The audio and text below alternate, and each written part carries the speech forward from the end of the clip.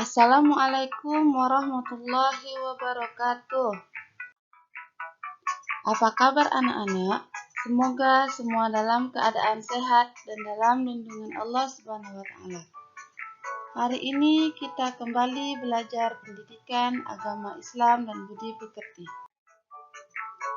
Sebelum memulai pelajaran, marilah kita membaca doa belajar terlebih dahulu. Bismillahirrahmanirrahim. Rabbi zidni ilma warzuqni fahma. Ya Allah, tambahkanlah ilmu kepadaku dan berilah aku pemahaman. Amin. Hari ini kita masih mempelajari pelajaran yang kelima, Aku Cinta Nabi dan Rasul. Dengan submateri hari ini, kisah teladan Nabi Harun alaihi salam. Kisah Nabi Harun alaihi salam. Nabi Harun alaihi salam adalah kakak kandung Nabi Musa alaihi salam. Tutur katanya yang fasih, perilakunya santun, dan kesetiaannya kepada Nabi Musa alaihi salam sangat besar. Nabi Harun alaihi salam selalu mendampingi Nabi Musa alaihi salam ketika menemui Fir'aun. Seperti dalam firman Allah, Bismillahirrahmanirrahim. Fa'tiyahu faqula inna rasula rabbika fa'arsil ma'ana bani Israila wa la tu'adzibhum qad ji'naka biayatin mir rabbika wassalamu ala man ittaba'al huda.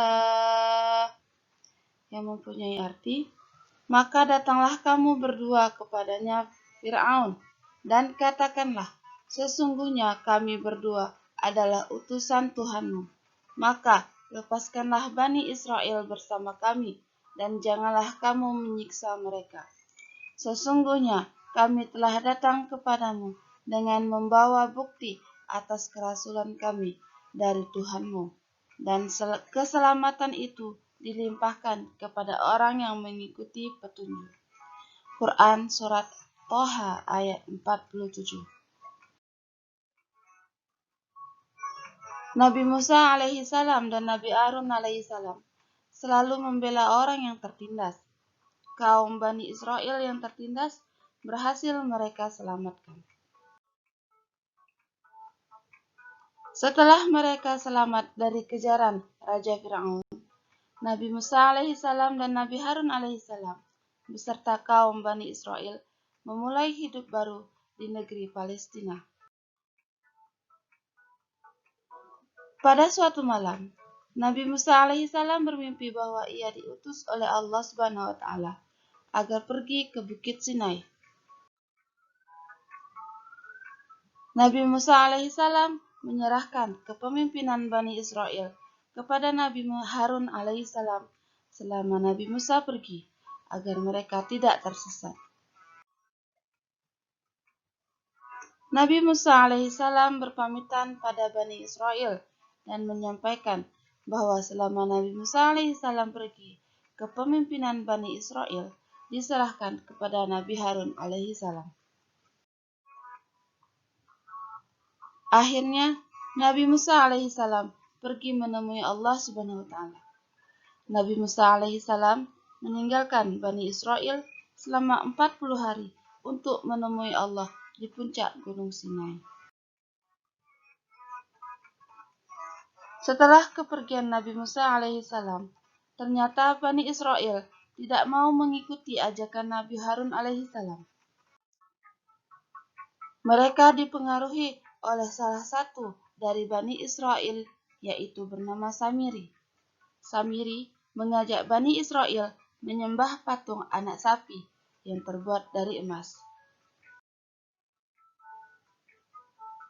Nabi Harun mengingatkan mereka dengan lemah lembut, namun mereka menolak dan tetap menyembah patung anak sapi.